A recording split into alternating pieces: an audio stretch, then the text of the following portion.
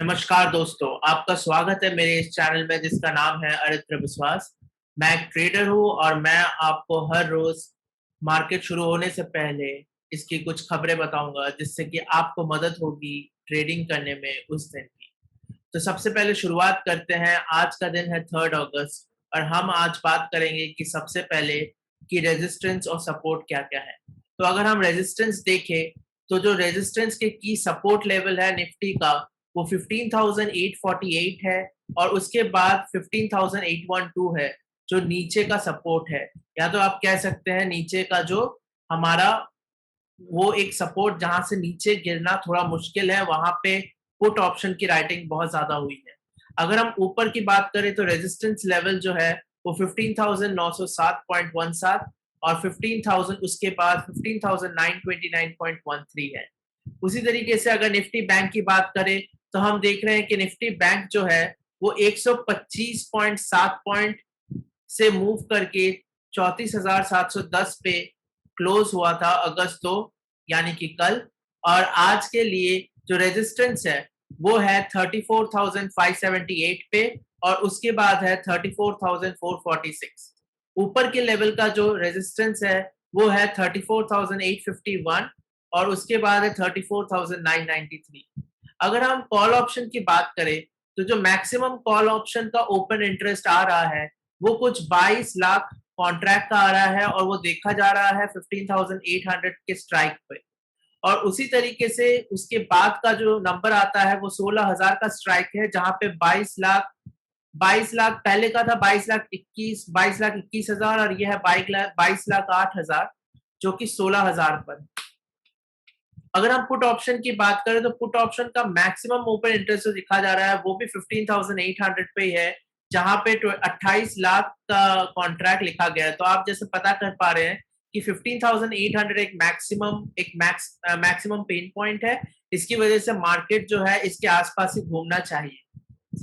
अगर हम स्टॉक्स जो कि हाई डिलीवरी का ये मतलब है कि वहां पे इन्वेस्टर जो है वो पैसा या माल बटोर रहे हैं, वो कौन कौन से शेयर है। तो आपको जान के अच्छा लगेगा कि Infosys, ICICI general insurance, HDFC life, TCS, Petronet, HDFC bank, PD light industry, power grid, Hindustan Unilever और एचसीएल टेक कुछ ऐसी कंपनीज है जहां पे डिलीवरी परसेंटेज बहुत हाई है। अगर मैं इन्फोसिस की बात करूं तो डिलीवरी परसेंटेज यहाँ पे 77.31 है। वैसे ही आईसीआईसीआई जनरल इंश्योरेंस की बात करूं तो यहाँ पे 74.32 है। एचडीएफसी लाइफ में 74.22 है। तो काफी ज्यादा यहाँ पे माल बटोरा जा रहा है दोस्तों। तो आप इन शेयर्स की तरफ देख सकते हैं। अगर हम कुछ और बात करें या आगे की बात करें तो कुछ बल्क डील्स अभी हुई है। बल्क डील्स मोस्टली उस टाइम पे होता है जब 9 से 9:15 के बीच में हम ट्रेडिंग नहीं कर पाते, फिर मार्केट ओपन होता है, प्री प्री ओपन मार्केट होता है, तब कुछ बल्क डील्स होती है। तो ऐसी कुछ कंपनीज हैं जहां पे बल्क डील्स हुई है। पहली कंपनी है तेजस नेटवर्क्स। जी हाँ दोस्तों, टाटा सन की सब्सिडियरी है पैनेटॉन फिनवेस्ट, जिसने 75 लाख इक्विटी शेयर्स खरीदे हैं तेजस नेटवर्क के एट 258 पर शेयर, और वो उन्होंने एनएससी में खरीदे हैं। उसी तरीके से उज्जीवन फाइनेंशियल सर्विसेज में भी खरीदारी हुई है, जहां पे TT emerging market unconstrained fund एक फंड है जिसने 8,82,786 इक्विटी शेयर खरीदे हैं 240 के रेट पे। और उसी तरीके से अलीना प्राइवेट लिमिटेड ने भी यहाँ पे 40 लाख की इक्विटी शेयर खरीदे हैं इसी कंपनी जो कि उज्जीवन फाइनेंशियल सर्विस है, सेम एनएससी में उसी रेट पे खरीदी है। अब हम बात करें कि कुछ रिजल्ट्स की, तो जो जो कंपनियां रिजल्ट्स ला रही है और जिसकी वजह से उन स्टॉक्स में हलचल हो सकती है, वो कुछ इस तरीके से है। सबसे पहली जो बड़ी कंपनी है जिसका रिजल्ट आ रहा है वो है भारतीय एयरटेल। जो दूसरी कंपनी है और जो कि बहुत वॉलेटाइल है, आपको भी पता है, 10% ऊपर नीचे ऐसे ही होता रहता है, वो है Adani enterprise. Adani ports and special economic zone भी अपना रिजल्ट ला रही है। Bajaj health care, bank of India, Barbeque Nation भी ला रही है, जिसका अभी अभी कुछ महीनों पहले ही इसका आईपीओ आया था।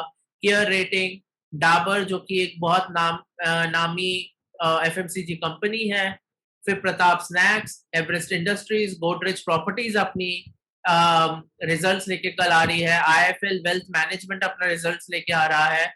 इसी तरीके से जो बड़ी-बड़ी कंपनीज इसके अलावा है वो है टाटा कंज्यूमर प्रोडक्ट, जो कि एक और एफएमसीजी कंपनी है, and transport corporation of India. तो आप जिन-जिन कंपनियों का अभी मैंने नाम बताया है, आप उस पे काम कर सकते हैं। चाहे तो आप इस पे कुछ कॉल ऑप्शन या पुट ऑप्शन बेच सकते हैं। वो आपके ऊपर है कि आप इस चीज़ को किस तरीके से देखते हैं, बुलिश वे में देखते हैं कि बेरिश वे में देखते हैं। मेरा इसमें कोई ओपिनियन नहीं है। आप अपने फाइनेंशियल एडवाइज़र से पक्का बात करें ये डील्स करने से पहले। और उसके अलावा वेल्सपन इंडिया है, वेल्सपन इंडिया के जो ऑफिशियल है वो जेएम फाइनेंशियल इंस्टीट्यूट सिक्योरिटीज से मिलने वाले हैं 3 अगस्त को। और कुछ और कंपनीज है जैसे कि एक्सिस बैंक अपने एनालिस्ट और इन्वेस्टर से एक ग्रुप मीटिंग करने वाले हैं इन गोल्डमैन सैक के सिनॉप्शियम में इन अगस्त 4। तो इसी तरीके से कुछ न्यूज़ आपके लिए है। वैसे ही अगर आप कुछ स्टॉक अगर आपको चाहिए जिसके बारे में आप जानना चाहते हैं, आपको लगता है और मेरे को ऐसा भी लगता है कि ये हलचल में रह सकती है, उसमें से एक है मैंगलोर केमिकल एंड फर्टिलाइजर। इसने अभी कंपनी ने 24.32 करोड़ का प्रॉफिट रिपोर्ट किया है in first quarter of the financial year 22, और ये 11 करोड़ जो पिछले क्वार्टर का फाइनेंशियल ईयर 21 फर्स्ट क्वार्टर का रिजल्ट था उससे बहुत बढ़ चुका है। ऑलमोस्ट 100% का जंप है कि तो ये एक बहुत बड़ा न्यूज़ है मैंगलोर केमिकल एंड फर्टिलाइजर में, और इसकी वजह से एक हलचल आपको देखने को मिल सकती है स्टॉक में। उसी उसी उसी तरीके से अदानी एंटरप्राइज जो है, जो उसकी एक कंपनी है अदानी विल्मर, जहाँ पे इसकी 50-50 वेंचर है विथ विल्मर ग्रुप। तो उन्होंने एक आईपीओ के लिए अपनी अर्जी जारी करी है, सेबी को अपना एप्लीकेशन जमा करा है, कुछ 45,000 करोड़ का आईपीओ लेके आना चाहते हैं। उसी तरीके से आरबीएल जो बैंक है उसने कुछ लॉस करा है 459.47 करोड़ का पहले क्वार्टर में, जबकि पिछले वाले क्वार्टर मतलब पिछले साल के फर्स्ट क्वार्टर में उन्होंने 141 करोड़ का फायदा करा था। उसी तरीके से पंजाब नेशनल बैंक जो है उसने प्रॉफिट मुनाफा कमाया है ऑफ 1023.46 करोड़ इस क्वार्टर में, और पिछले क्वार्टर मतलब फाइनेंशियल ईयर 21 के फर्स्ट क्वार्टर में इन्होंने 308.45 करोड़ का इनकम कमाया था। उसी तरीके से आप अगर टाटा मोटर्स की बात करें जो बहुत हलचल में रहता है और बहुत ही सुर्खियों में भी रहता है, तो इसने अपने पैसेंजर व्हीकल्स के प्राइस बढ़ा दिए हैं 0.8% के एवरेज में। जब पर ये जो है ये वेरी करेगा अपना मॉडल और वेरिएंट के हिसाब से, और ये आएगा आज से दोस्तों अगस्त 3 से हर कार जो पैसेंजर व्हीकल है उसकी प्राइसेस बढ़ने वाली है। अगर हम एफआईआई की डेटा की बात करें या डीआईआई की डेटा की बात करें, तो एफआईआई ने आज भी बिकवाली करी है, बहुत महीनों से बिकवाली कर रहे हैं, और आज उन्होंने 1539.88 करोड़ की बिकवाली करी है, और डीआईआई ने दोस्तों खरीदा ही है। तो ये दोनों जो भाई हैं वो एक खरीद रहा है तो एक बेच रहा है, और ये जो पूरा प्रक्रिया है ये बहुत दिनों से और बहुत महीनों से चल रहा है। तो डीआईआई ने जो है उन्होंने एक 1505.82 करोड़ की खरीदारी करी है, जिसकी वजह से मार्केट मेरे को लग रहा है इस वजह से स्टेबल है, क्योंकि अगर डीआईआई अगर हमारे मार्केट को संभालने की कोशिश कर रही है तभी एफआईआई उसको बेच पा रहे हैं, और एफआईआई बेच रहे हैं और डीआईआई उतने ही मात्रा में खरीद रहे हैं, इसलिए मार्केट उसी उसी जगह पे अभी भी खड़ा हुआ है। और जो अब हमारे स्टॉक्स है जो एफएनओ बैन में है वो है सन टीवी, वो है अभी एफएनओ बैन में अगस्त 3 को, और बस यही एक बैन है, यही एक स्टॉक है जो कि अभी एफएनओ बैन में है। तो धन्यवाद दोस्तों, अगर आपको ये पसंद आया हो तो आप मेरे वीडियो को ज़रूर लाइक करें, सब्सक्राइब करें और कमेंट करें। मैं हर दिन आपके लिए ऐसे ही वीडियोस लेते रहूँगा और आपके लिए स्टॉक रिकमेंडेशन भी लेते आता रहूँगा।